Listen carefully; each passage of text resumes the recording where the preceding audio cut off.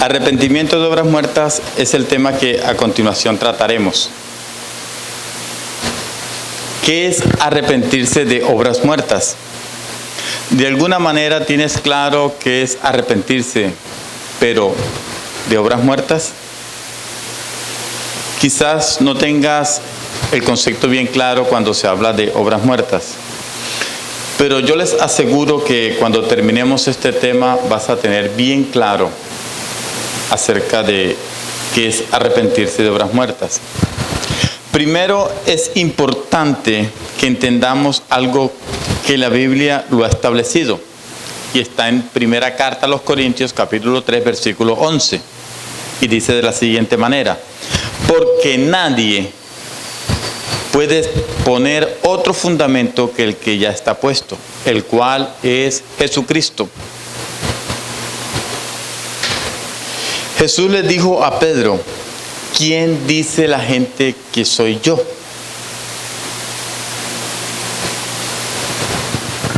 Y los discípulos dijeron: algunos dicen que tú eres Elías, otros dicen que tú eres un profeta.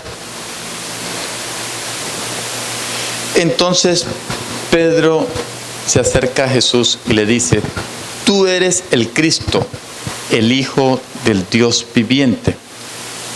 Y Jesús le dijo: bienaventurado eres Pedro, hijo de Simón, porque no te lo reveló ni sangre ni carne, y sobre este fundamento, sobre esa palabra que acabas de decir, edificaré mi iglesia. Jesús es el fundamento de la iglesia cristiana. Ahora, ¿qué es un fundamento? ¿O qué es una piedra angular? ¿O qué es un cimiento? La parte más importante de una construcción son las bases, son los cimientos. Y si no están bien amarrados, va a ser muy difícil que cuando se construya una casa, la casa se derrumbe. Ahora, ¿qué es lo que sostiene una iglesia?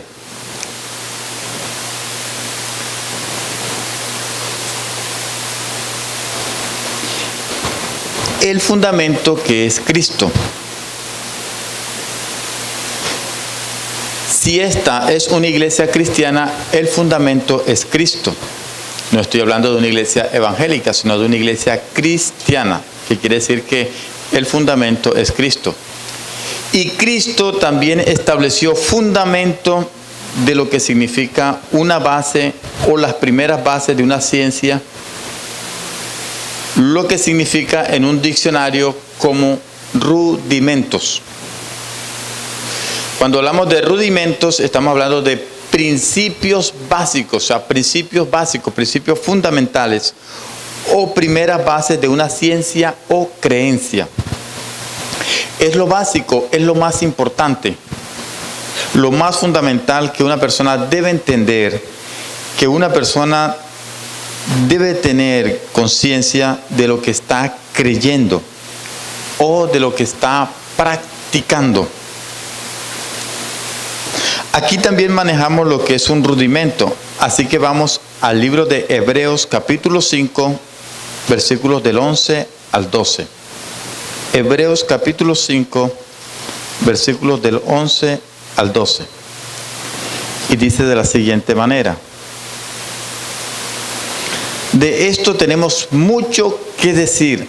Hay mucho que decir en cuanto a este tema, aunque es difícil de explicar, porque habéis llegado a ser tardos para oír, debiendo ser ya maestros por el tiempo transcurrido. De nuevo tenéis necesidad de que alguien os instruya desde los primeros rudimentos de las palabras de Dios. Habéis llegado a tener necesidad de leche y no de alimento sólido.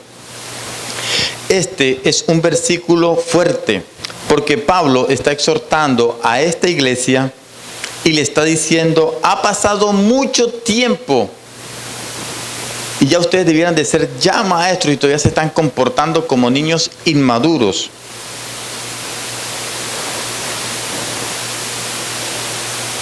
Y desde el tiempo que ustedes conocieron a Cristo, desde que nosotros le enseñamos los rudimentos de la fe cristiana y ustedes debiendo de ser ya maestros, o sea, gente que enseña, un maestro es alguien que enseña, como les decíamos en la enseñanza anterior, alguien que enseña pero con autoridad. Y al parecer todavía son niños a los que hay que darle alimento. Porque debiendo de ya enseñar a otra persona con autoridad, deberían de estar comiendo ya alimento sólido, no de cosas muy livianas. Ahora, ¿usted se imagina a una persona de 40 años todavía tomando biberón? ¿Usted se imagina a una persona de esa edad cambiándole todavía pañales?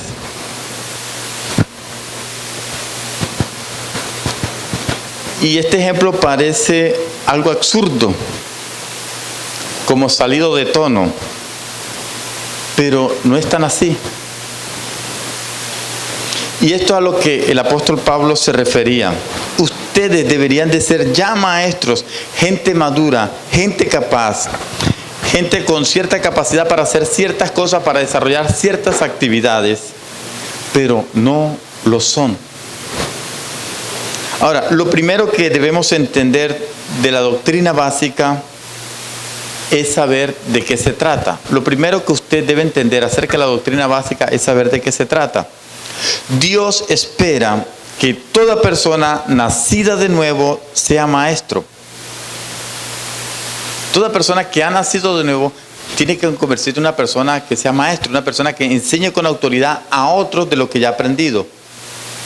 Por eso Pablo estaba exhortando a esta iglesia de esta forma. Ahora, ¿qué es alimento sólido? El alimento sólido no trata de qué color es el Leviatán, o de qué color son los caballos del Apocalipsis, o no trata de esos temas. Alimento sólido es la palabra de justicia.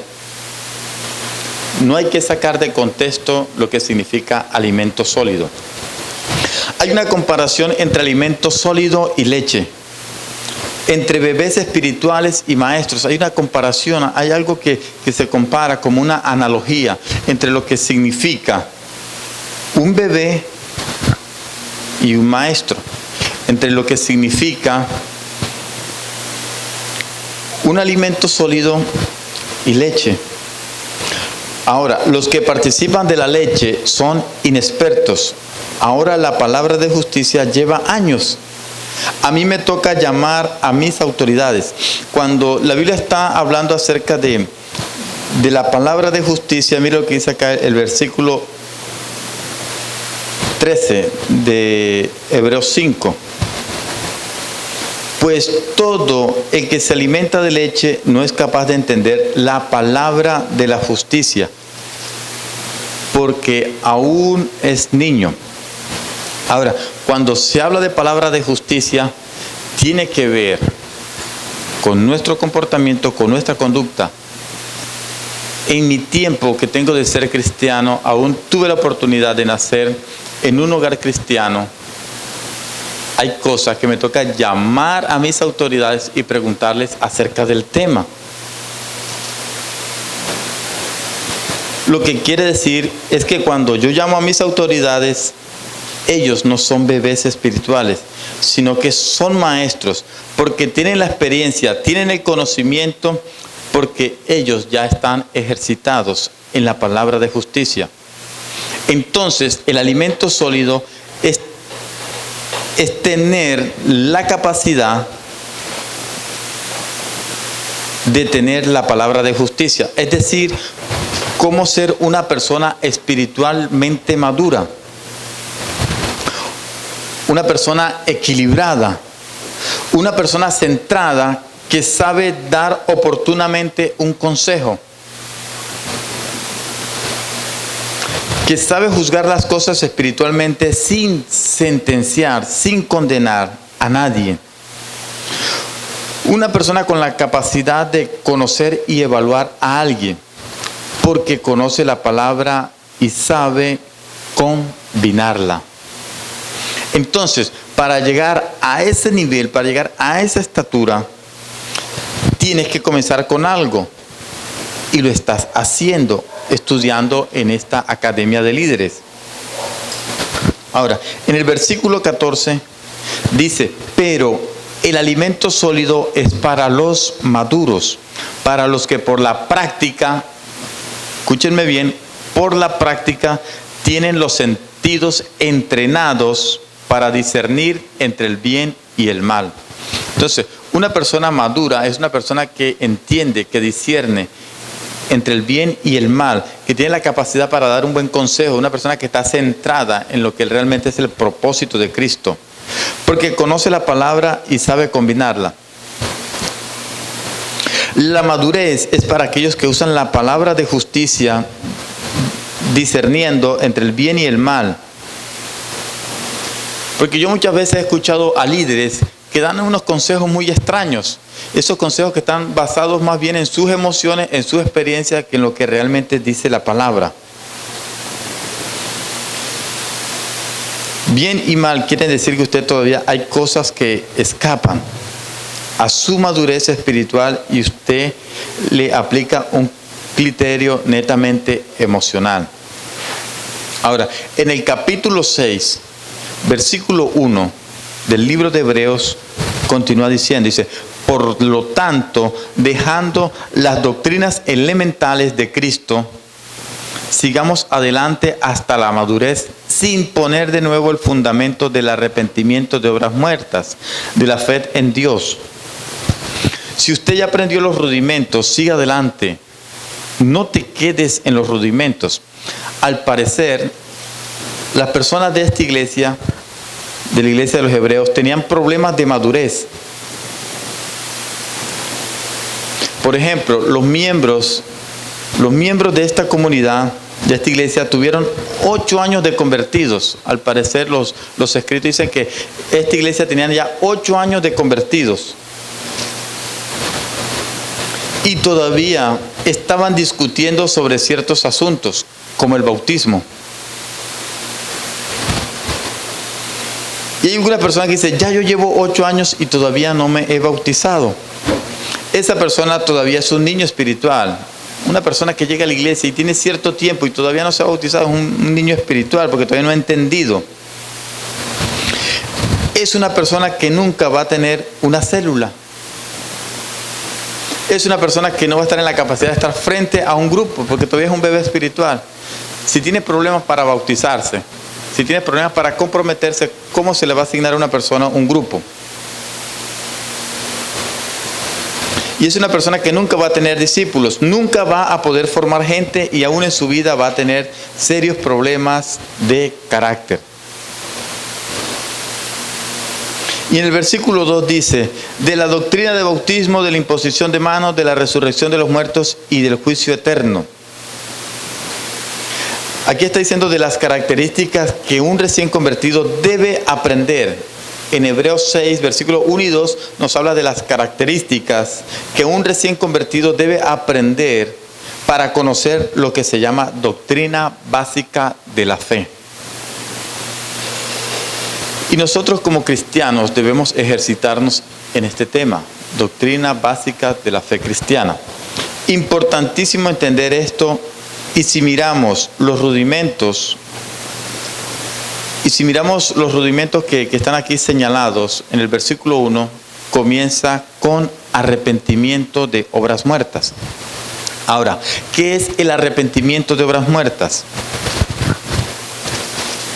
Resulta que en aquellos días, como en estos, la iglesia de Cristo estaba creciendo y se estaba llenando de personas que se convertían y venían de diferentes corrientes religiosas o filosóficas. Recordemos que el libro de los Hebreos fue escrito para los hebreos que vivían en Grecia en ese momento. Y Grecia era la colonia del Imperio Romano. Imagínense, eran personas que conocían acerca de la mitología griega, que conocían también acerca de la mitología romana, aunque la mitología romana aprendió mucho, tomó muchas cosas de la mitología griega. Y en ese tiempo había muchas escuelas filosóficas.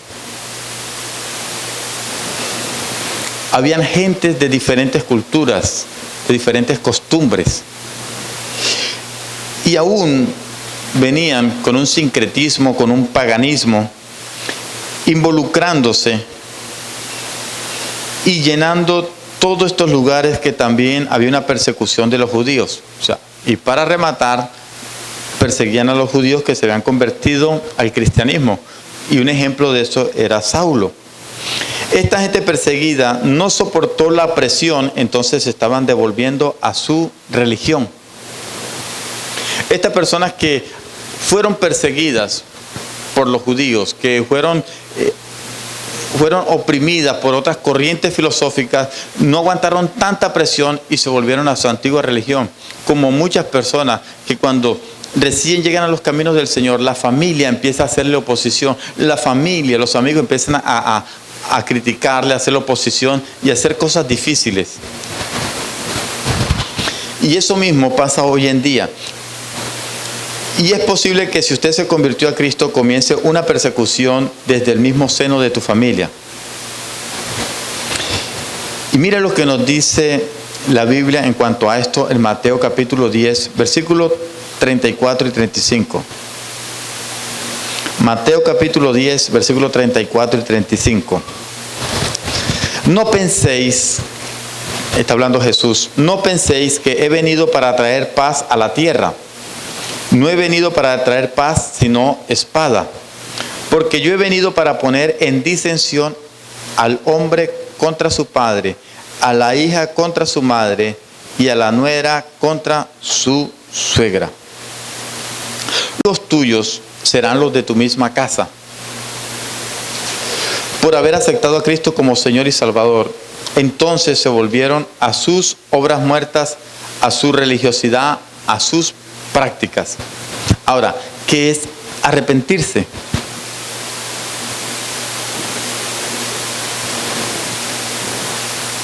En Mateo 3:2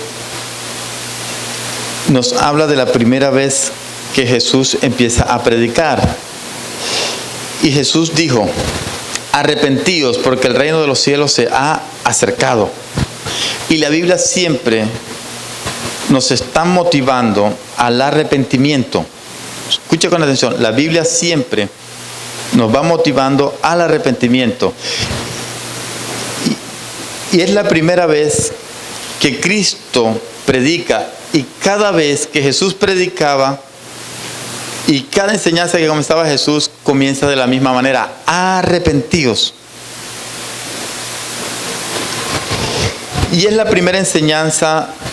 Cuando nosotros realizamos un encuentro, es la primera enseñanza que vas a recibir: arrepentimiento, perdón divino, arrepentimiento humano. El reino de los cielos tiene mucho que ver con perdón y gracia. Arrepentirse viene del griego metanoia. ¿Qué significa cambiar de mente, cambiar la manera de pensar? Si nosotros vamos al libro de Romanos capítulo 12, versículo 2, en la versión lenguaje actual dice: si nosotros cambiamos la manera de pensar, vamos a cambiar la manera de vivir. Entonces, cuando nos está hablando de arrepentimiento, tiene que ver con cambiar tu mente, cambiar las cosas que están ahí en tu corazón, tanto resentimiento, tus emociones. Y arrepentimiento tiene que ver con una acción. Eso significa la palabra convertirse o arrepentirse. Convertirse tiene que ver con transformarse. Cuando la Biblia habla de convertirse, habla de transformarse. Cuando habla de conversión, es una palabra muy bíblica, una palabra muy que está aquí en la enseñanza. Y cuando habla de metanoia, también habla de la palabra metamorfosis.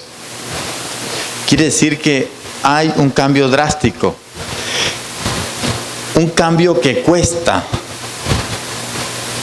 Incluso nadie te puede forzar a ello, sino que es una decisión tuya, solamente tuya.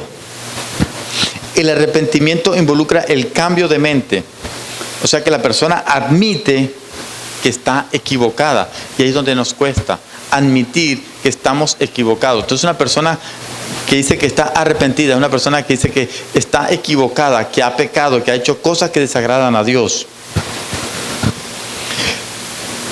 Que aquella persona conoce su condición delante de Dios y está dispuesta a que sus argumentos o su manera de pensar, sus convicciones y estructuras mentales sean cambiadas. Y esto nos lleva a todo un reto. Ahora, también tiene que haber un cambio de corazón que tiene que recibir la convicción del Espíritu Santo. Porque el que nos convence de pecado es el Espíritu Santo. El Espíritu Santo es el que te convence que eres pecador y que tú no estás dispuesto a continuar sintiendo lo que has sentido, lo que has venido sintiendo por mucho tiempo. Ahora, es un cambio de mente, como te venía diciendo anteriormente. Cambia mi mentalidad,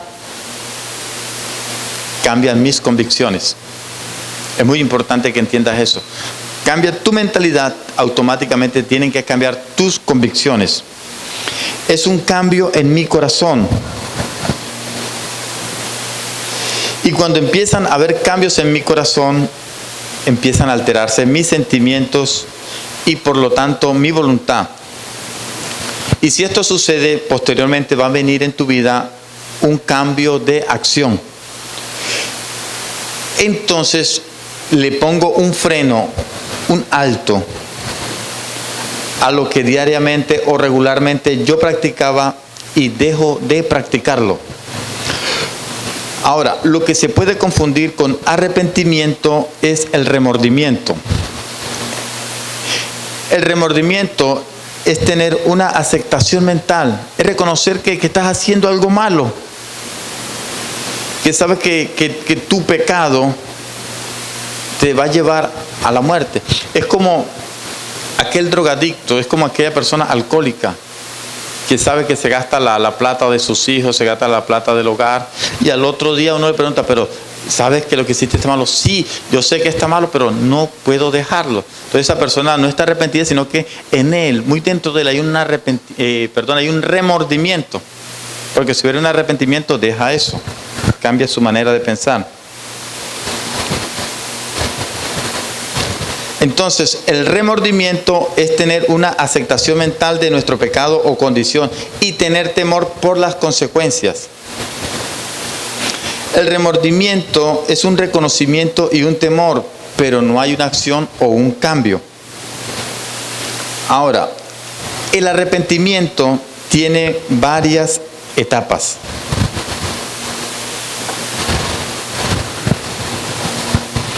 Y sin arrepentimiento no hay salvación. Repite conmigo, sin arrepentimiento no hay salvación. Mira lo que dice 2 Corintios 7:10. 2 Corintios 7:10. Porque la tristeza que es según Dios genera arrepentimiento para salvación, de que no hay que lamentarse, pero la tristeza del mundo degenera en muerte. Entonces, la primera etapa del arrepentimiento es que hay una tristeza de parte de Dios que nos embarga cuando nos arrepentimos y decimos, Señor, perdóname por haberte fallado a ti. Señor, perdóname por haberme fallado a mí mismo, por haberle fallado a mi familia, por haberle fallado a mis líderes, por haberle fallado a mis pastores. Hay un arrepentimiento. Entonces la primera etapa es que hay tristeza. La segunda etapa es confesión de pecados. Primera de Juan 1:9 dice que si confesamos nuestros pecados, el Señor es fiel y justo para perdonarnos y limpiarnos de toda maldad. Ahora, cuando nosotros confesamos nuestros pecados, es nosotros ponernos de acuerdo con Dios en cuanto al pecado. Que en cuanto a lo que hiciste está mal hecho, tú lo confiesas. Confiesas tu pecado. Dices, Dios, yo he hecho lo malo, y confiesas tu pecado. Entonces tú piensas decir, Dios, tú eres santo, yo soy pecador. Yo reconozco, Señor, que tú tienes la razón. Y sin yo justificarme. El tercer paso o la tercera etapa es apartarse. Proverbios 28:13 dice, el que encubre su pecado no prosperará, mas el que los confiesa y se aparta alcanzará la misericordia. Cuarta etapa, odiar el pecado. Proverbios capítulo 8, versículo 13 nos dice de la siguiente manera. Proverbios capítulo 8, versículo 13.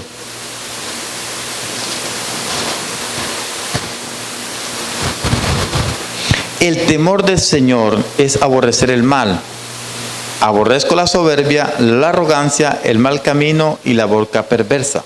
Eso es lo que nos está diciendo Proverbios 8:13 en cuanto a odiar el pecado.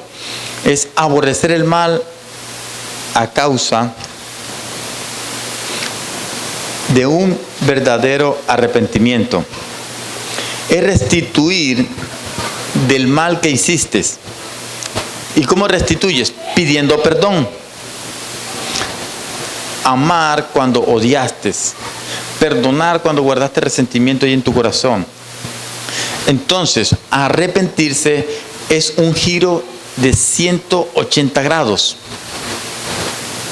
Estás caminando en esta posición y das un giro, cambias de dirección. Entonces, arrepentimiento tiene que ver con un cambio de dirección. Ya explicamos acerca de qué es arrepentirse. Ahora vamos a ver qué es una obra muerta. Una obra muerta es todo aquello que hacíamos y que no es iniciado por Dios, que no es dirigido por Dios. Es cualquier cosa que hacemos en el momento equivocado, con el motivo y la intención equivocada. Obras muertas también tiene que ver con aquellas cosas que practicamos, que Dios no nos dijo o que debíamos practicar y que nosotros nos las inventamos por la tendencia que tenemos de ser persona supersticiosa. Y principalmente en estos sectores hay personas muy supersticiosas y nos inventamos cosas que Dios nunca nos pidió que hiciéramos. Ahora, cada religión tiene su conjunto, cada religión tiene su grupo, su conjunto de obras muertas. La mayoría vienen de un trasfondo católicos.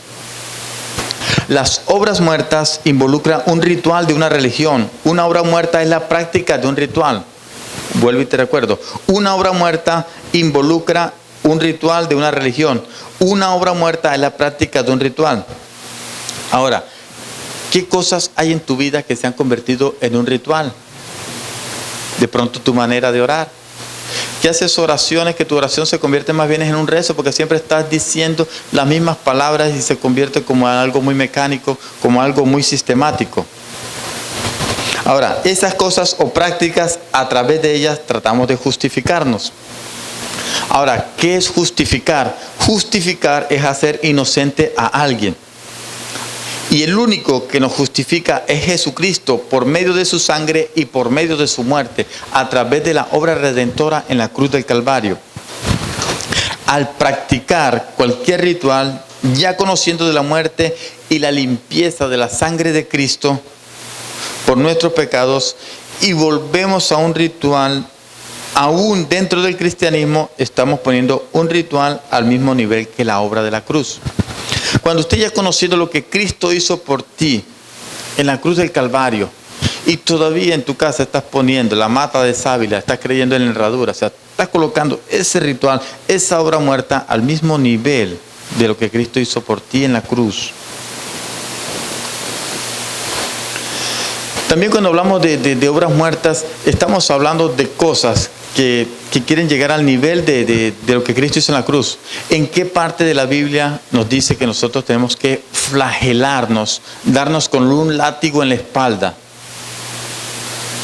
¿En qué parte de la Biblia nos dice que tenemos que subir un cerro de rodillas?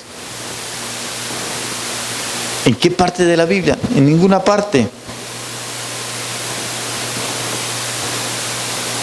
Hay cantidad de rezos y estos rezos se convierten en una serie de rituales o una fiesta con rituales. Y en Isaías 64, versículo 6, nos dice que nuestra justicia delante de Dios es como harapo de inmundicia, como un trapo de inmundicia. Ahora, ¿cuál es la justicia que nos cubre? La justicia de Cristo. Y cuando nosotros vamos a Génesis 3, cuando Adán y Eva pecaron, ellos trataron de esconderse, buscaron hojas y trataron de esconderse. ¿Por qué? Porque el pecado genera vergüenza. Y ellos trataron de buscar unas hojas de higuera. Entonces, estas hojas de higuera representan las obras muertas. Dios le quitó esas hojas y le puso un traje de cuero. Ahora, la forma como pretende justificarse delante de Dios, Dios está diciendo, es asquerosa. Esas obras, esas hojas, eso es lo que está haciendo delante de mí, es asqueroso.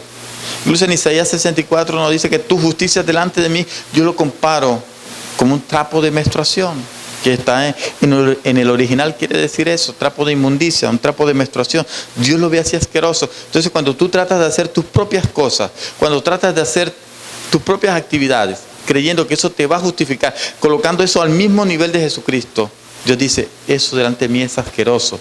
No hay nada que tú puedas hacer que lo compares con lo que mi hijo hizo en la cruz del Calvario. Y muchas personas se basan en que hicieron obras buenas. Personas que dicen, no, yo pertenezco a una fundación y yo por eso voy al cielo. Eso es una obra muerta. Una obra muerta es un acto religioso. Obras buenas, rituales, a todo aquello que usted le exhiba a Dios para justificarse y usted piense que está a la altura de lo que Jesús hizo en la cruz del Calvario.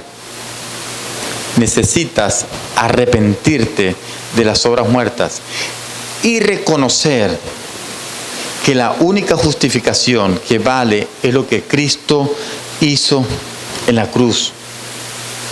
Y reconocer que a través de la muerte y la resurrección soy perdonado y soy salvo. No hay otra obra superior a lo que Cristo hizo en la cruz, por muy buena que sea. Así que te invito a que te arrepientas de toda obra muerta. Dios te bendiga.